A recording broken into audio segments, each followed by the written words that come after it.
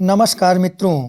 आइए, जैसा कि हम लोग दीनदयाल उपाध्याय गोरखपुर विश्वविद्यालय गोरखपुर के विषम सेमेस्टर की जो परीक्षाएं हो रही हैं उससे संबंधित विषयों पर महत्वपूर्ण प्रश्नों को देख रहे हैं जो परीक्षा के दृष्टिकोण से महत्वपूर्ण हैं।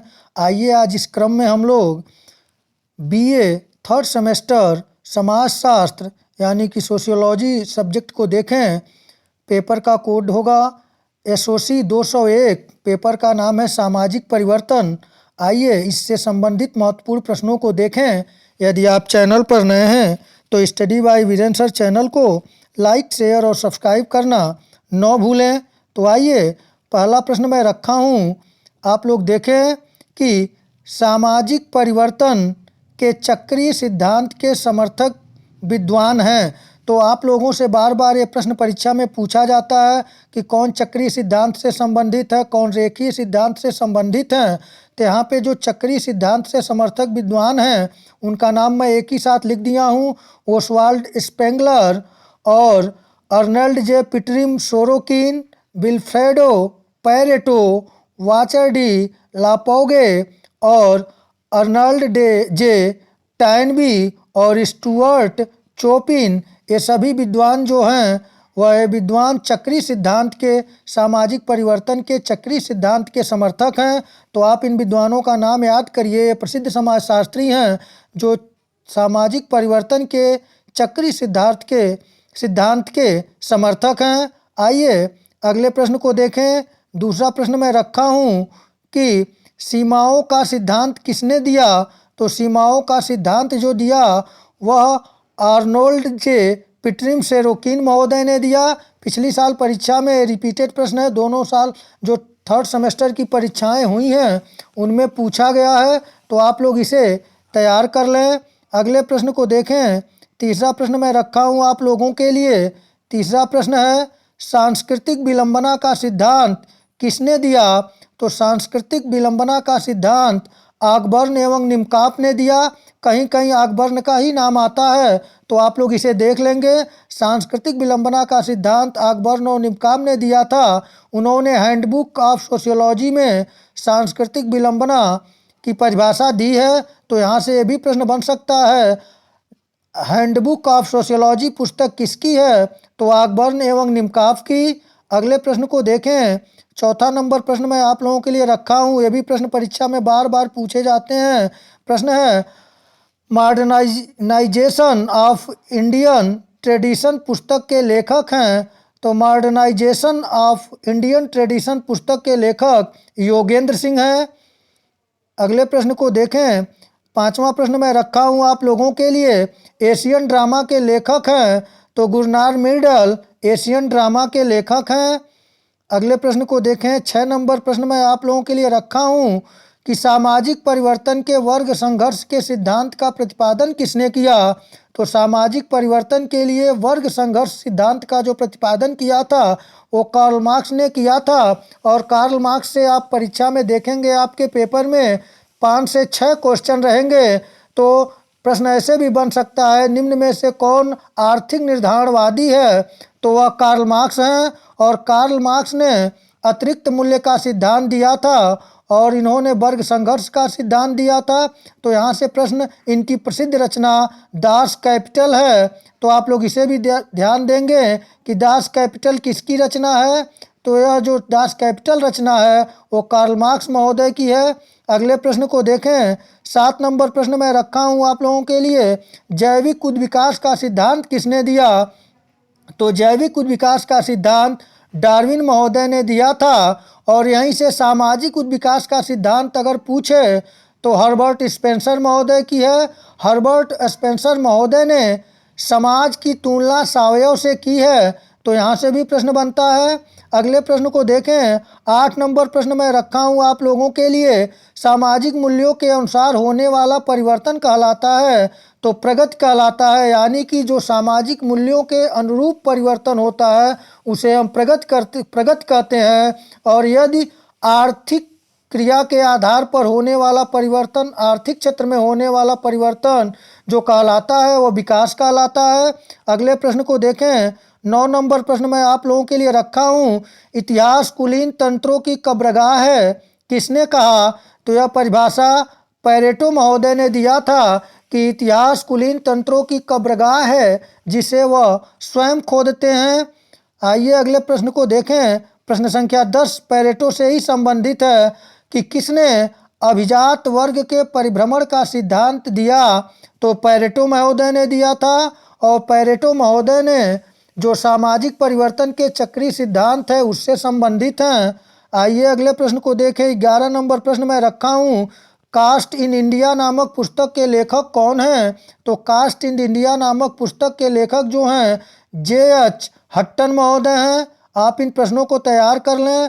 अगला प्रश्न देखें। 12 नंबर प्रश्न में रखा हूँ आप लोगों के लिए, संस्कृतिकरण की अवधारणा किसने दिया? तो संस्कृतिकरण की अवधारणा को सबसे पहले भारतीय समाजशास्त्री प्रोफेसर M.N. श्रीनिवास, कहीं कहीं इनका नाम M.S. श्रीनिवासन भी दिया जाता है, तो आप लोग देख लेंगे, ने दिया था। उन्होंने साल 1952 में इस संस्कृतिकरण की अवधारणा का इस्तेमाल किया था। तो यहाँ से प्रश्न पूछेगा, संस्कृतिकरण की अवधारणा किसने दिया? तो M.N. श्रीनिवासन ने दिया।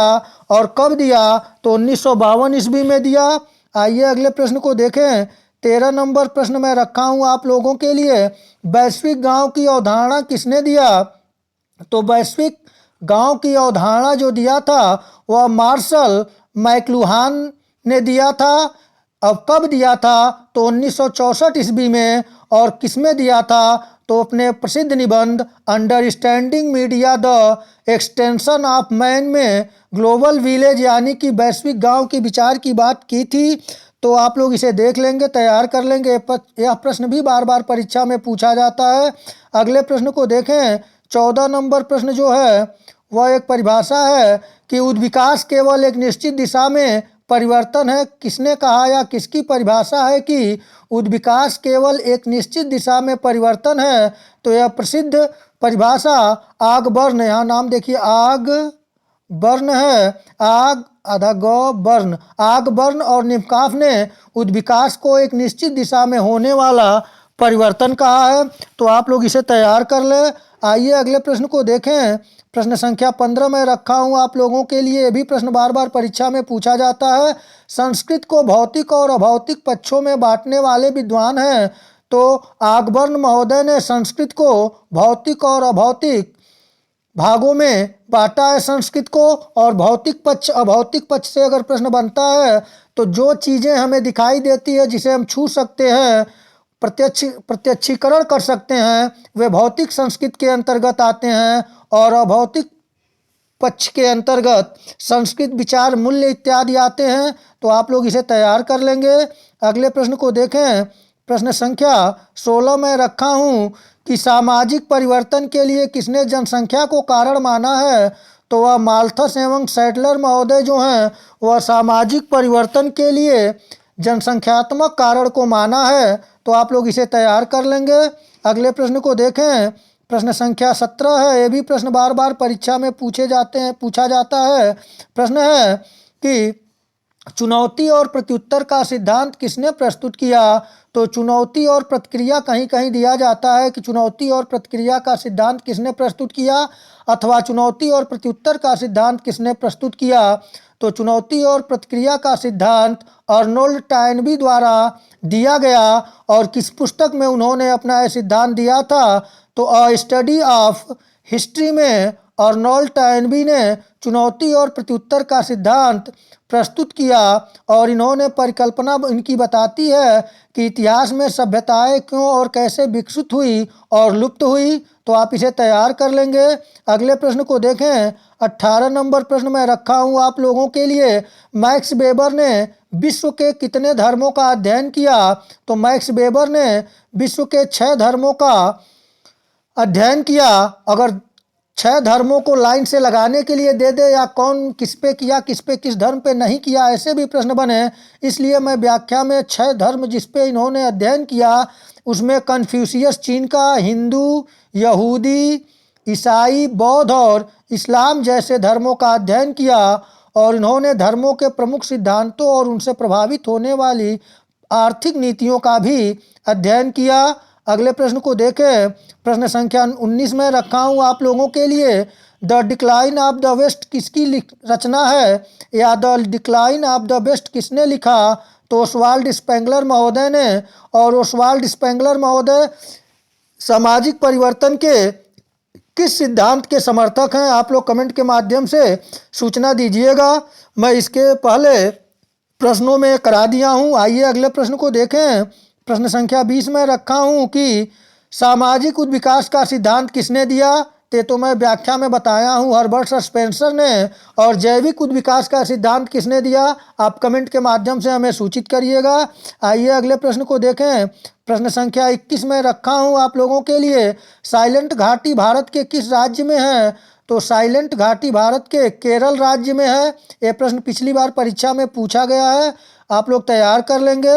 अगले प्रश्न को देखें। 22 नंबर प्रश्न जो है, नैसर्गिक प्रतिबंध की अवधारणा का संबंध है, यानी कि नैसर्गिक प्रतिबंध की अवधारणा किसने दिया? तो माल्थस ने दिया।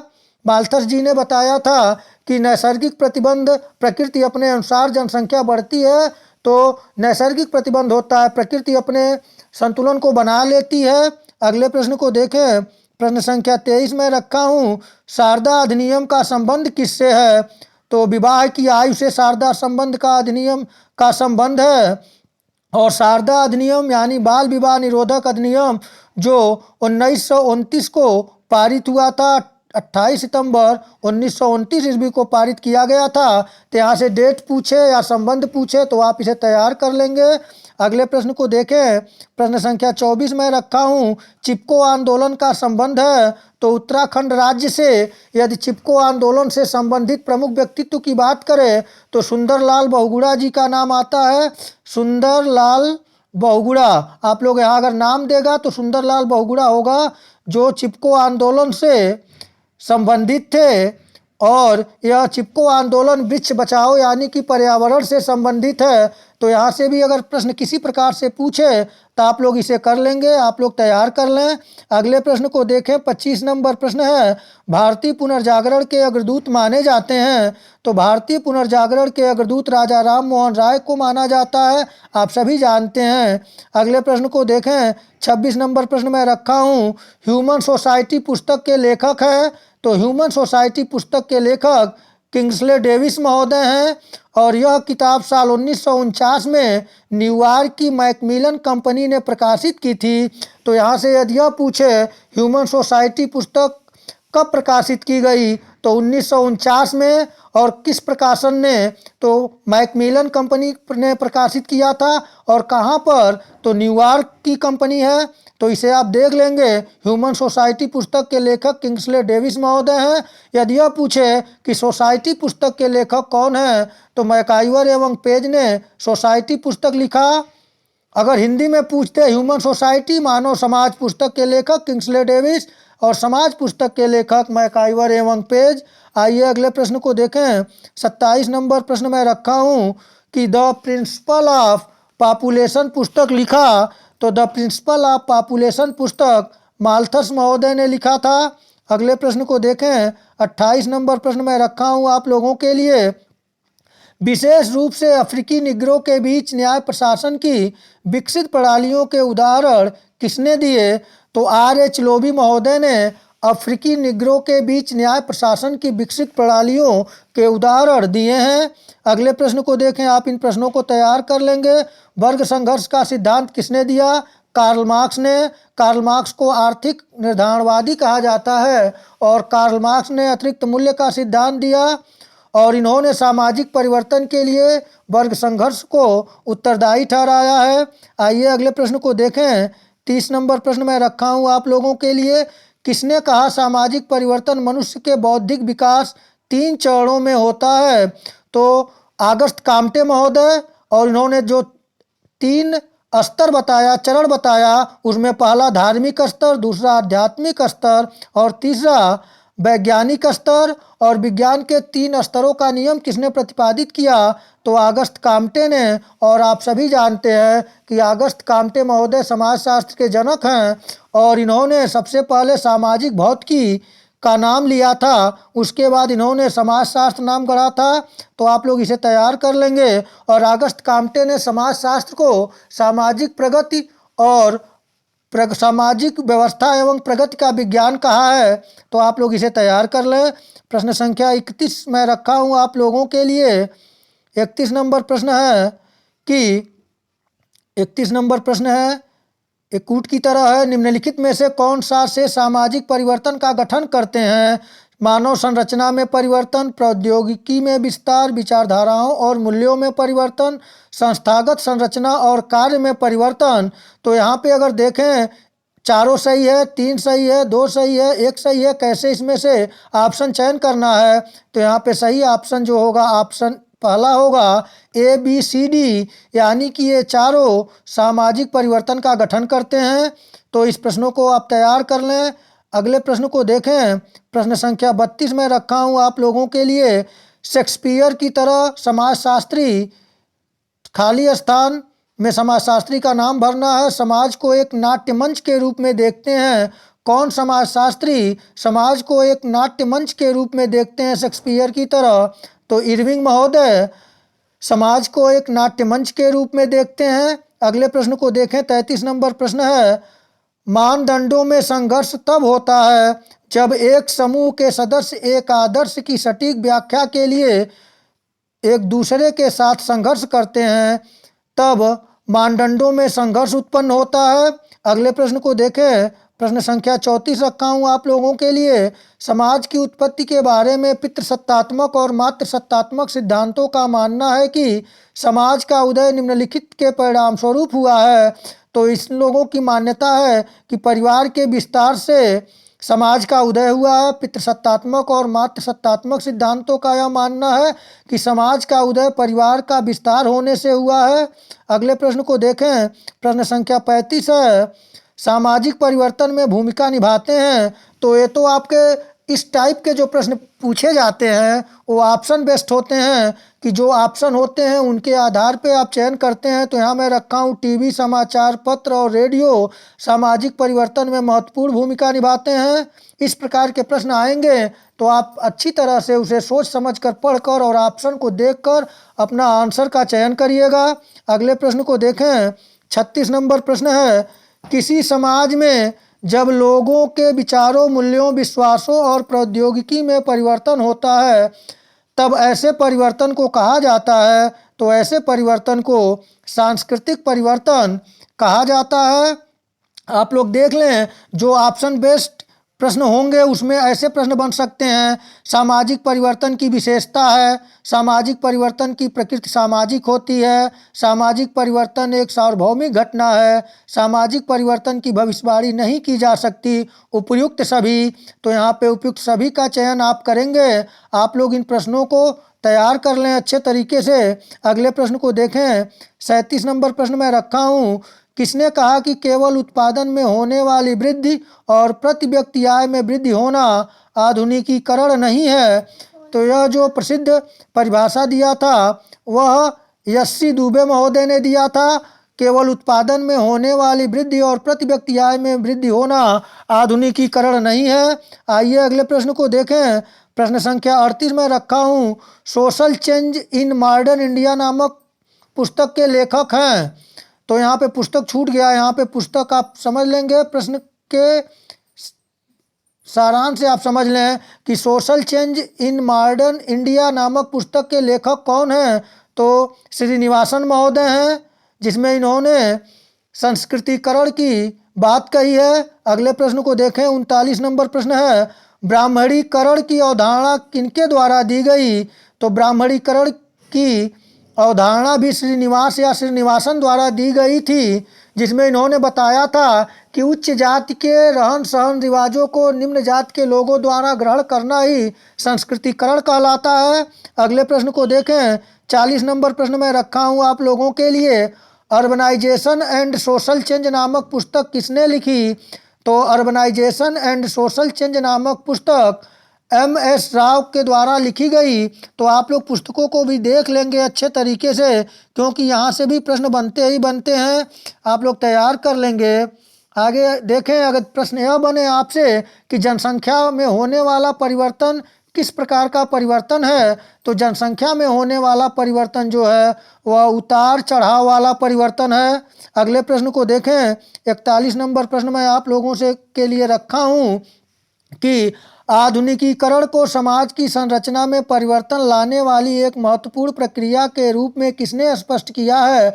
तो आधुनिकीकरण को समाज की संरचना में परिवर्तन लाने वाली एक महत्वपूर्ण प्रक्रिया के रूप में डेनियल लर्नर महोदय ने कहा है। इसी तरह से एक परिभाषा और है, आप बताएं, आप वाइट से क्लियर करें। परिवर्तन का उत्साहपूर्ण स्वागत जीवन का प्रायः एक ढंग सा बन चुका है, यह कथन किसका है। परिवर्तन का उत्साहपूर्ण स्वागत जीवन का प्रायः एक ढंग सा बन चुका है, यह परिभाषा ग्रीन महोदय की है। अगले प्रश्न को देखें, 42 नंबर प्रश्न में रखा हूँ कि निम्नलिखित में से कौन सा कारण भारतीय नारियों यानी कि भारतीय स्त्रियों की स्थिति में सुधार के लिए उत्तरदायी है। तो इस प्रकार का प्रश्न मैं आपसे बार बार कह रहा हूँ कि इस तरह के जो प्रश्न परीक्षा में पूछे जाएंगे उनके ऑप्शन बेस्ड प्रश्न होंगे। आप उनके ऑप्शन जो दिए होंगे चारों, उसे सोच समझकर अच्छी तरह से समझकर ही आंसर करिएगा, क्योंकि उस तरह के प्रश्न को बनाना संभव नहीं है, क्योंकि उस तरह के प्रश्न कॉमन सेंस पे आधारित होते हैं कि आपको नॉलेज क्या है। क्योंकि फैक्ट वाले तो डायरेक्ट आप कर ले जाएंगे, लेकिन जो कूट के सहायता से रहेंगे उसमें आप थारोली जो अध्ययन किए हैं और जो आपकी समझ है उसके आधार पर आप उसके आंसर का चयन करेंगे। तो भारतीय नारियों की स्थिति में सुधार के लिए जो आधुनिक कारक है वह है संवैधानिक सुविधाएं, शिक्षा का प्रसार और अंतर्जातीय विवाह। इससे स्त्रियों की भारत में स्त्रियों की स्थिति में सुधार हुआ है। अगले प्रश्न को देखें, 43 नंबर प्रश्न में रखा हूँ, सामाजिक परिवर्तन का तात्पर्य है। तो सामाजिक परिवर्तन का तात्पर्य है सामाजिक संबंधों में परिवर्तन। आइए अगले प्रश्न को देखें, प्रश्न संख्या 44 में रखा हूँ कि भारत में संस्कृतिकरण को प्रोत्साहित करने वाली दशाएं कौन सी हैं। तो भारत में संस्कृतिकरण को प्रोत्साहित करने वाली जो दशाएं हैं, औद्योगिकरण एवं नगरीकरण। आप जान रहे हैं कि औद्योगिकरण के परिणाम स्वरूप नगरीकरण का विकास हुआ, क्योंकि उद्योगों में काम करने वाले लोग अपना गांव छोड़ छोड़ के वहाँ औद्योगिक क्षेत्रों में निवास किए, जो नगरीकरण बना। और नगरीकरण में जो अपने से उच्च जाति के लोग हैं, अपने से उच्च वर्ग के लोग हैं, उन लोगों के रहन सहन को देखकर निम्न वर्ग के लोगों ने अपनाया। इसी को श्रीनिवासन महोदय ने संस्कृतिकरण कहा है। अगले प्रश्न को देखें, 45 नंबर प्रश्न है। देखिए वही जो बात मैं बताया हूँ जो प्रश्न के लिए, जब कोई निम्न जाति या जनजाति किसी उच्च जाति की दिशा में अपनी जीवन पद्धति को बदलती है तो उसे क्या कहते हैं। तो उसे संस्कृतिकरण कहते हैं। और संस्कृतिकरण की अवधारणा किसने दिया, आप कमेंट के माध्यम से सूचित करें। कई बार इस वीडियो में मैं आपको बता चुका हूं। अगले प्रश्न को देखें, 46 नंबर प्रश्न है, सामाजिक परिवर्तन से हम केवल उन्हीं परिवर्तनों को समझते हैं जो सामाजिक संगठन अर्थात समाज की संरचना और कार्यों में घटित होता है। यह परिभाषा दी है तो किंग्सले डेविस महोदय ने कहा है कि सामाजिक परिवर्तन से हम केवल उन्हीं परिवर्तनों को समझते हैं जो सामाजिक संगठन अर्थात समाज की संरचना और कार्यों में घटित होता है। किंग्सले डेविस महोदय का स्टेटमेंट है। ये स्टेटमेंट बार बार परीक्षाओं में पूछा जाता है। एक प्रश्न और देखें आप, मार्गन ने परिवार के उद्विकास के कितने स्तर बताए हैं। तो मार्गन महोदय ने परिवार के उद्विकास के 5 स्तर बताए हैं। और अगर देखें आप लोग इसे देख लेंगे, उद्विकास का स्वरूप क्या होता है, तो समरेखी होता है, बहुरेखी होता है और चक्रीय होता है। अगले प्रश्न को देखें, 47 नंबर प्रश्न में रखा हूँ, किसके अनुसार सामाजिक परिवर्तन से मैं सामाजिक संरचना में परिवर्तन समझता हूँ। यानी कि कौन से विद्वान ने कहा सामाजिक परिवर्तन से मैं सामाजिक संरचना में परिवर्तन समझता हूँ। तो गिन्सबर्ग महोदय ने कहा सामाजिक परिवर्तन से मैं सामाजिक संरचना में परिवर्तन समझता हूँ। अगले प्रश्न को देखें, 48 नंबर प्रश्न में रखा हूँ कि किसने कहा सामाजिक परिवर्तन सामाजिक उद्विकास है। सामाजिक परिवर्तन सामाजिक उद्विकास है। तो हर्बर्ट स्पेंसर महोदय ने कहा था। आइए अगले प्रश्न को देखें। प्रश्न संख्या 49 है। मैकाइवर एवं पेज ने यहाँ पे होगा, मैकाइवर एवं पेज ने सामाजिक परिवर्तन के कितने प्रतिमान बताए हैं? तो मैकाइवर एवं पेज ने सामाजिक परिवर्तन के 3 प्रतिमान बताए हैं। पहला रेखीय प्रतिमान, दूसरा उतार चढ़ाव प्रतिमान और तीसरा चक्रीय प्रतिमान। तो आप इस प्रकार देख लेंगे, प्रौद्योगिकी में होने वाला परिवर्तन किस परिवर्तन को रेखांकित करता है? तो रेखीय परिवर्तन को। और उतार चढ़ाव प्रतिमान का उदाहरण है जनसंख्या में परिवर्तन, और चक्रीय परिवर्तन जो होते हैं वह चक्रीय परिवर्तन का उदाहरण आप स्पेंगलर का, पैरेटो का, अभिजात वर्ग का परिभ्रमण सिद्धांत है। तो आप लोग इसे तैयार कर लेंगे। अगले प्रश्न को देखें। प्रश्न संख्या 50 में आप लोगों के लिए रखा हूँ कि समाज परिवर्तनशील एवं गत्यात्मक है, यह कथन किसका है? तो यह प्रसिद्ध कथन समाज परिवर्तनशील एवं गत्यात्मक है मैकाइवर का कथन है। परिवर्तन से का संबंध है वस्तु से, समय से, भिन्नता से, उपयुक्त सभी से। तो परिवर्तन का संबंध वस्तु से, समय से और भिन्नता से, उपयुक्त सभी से है। तो आप लोग इसे तैयार कर लेंगे। आज के लिए मैं अंतिम प्रश्न आप लोगों के लिए रखा हूँ कि देख लें, औद्योगिक परिवर्तन एवं वैज्ञानिक परिवर्तन किस प्रकार का परिवर्तन है? तो रेखीय परिवर्तन के अंतर्गत आता है, जो एक सीधी ऊपर की दिशा में होता है। तो उसमें औद्योगिक परिवर्तन एवं वैज्ञानिक उन्नति होती है, जो वह रेखीय परिवर्तन के अंतर्गत आता है। तो आप लोग तैयार कर लेंगे अच्छे तरीके से। ये प्रश्न मैं बताया हूँ, मात्र 51 प्रश्न रखा हूँ और मैं प्रयास किया हूँ कि आपको ये प्रश्न तैयार भी हो। और जिन जिन टॉपिक से मैं प्रश्न बनाया हूँ आप लोग अपने टेक्स्ट बुक को भी एक बार रिवीजन कर लेंगे तो आपका पेपर बहुत अच्छा होगा, आप अच्छे अंकों से उत्तीर्ण हों। इसी शुभकामनाओं के साथ नमस्कार।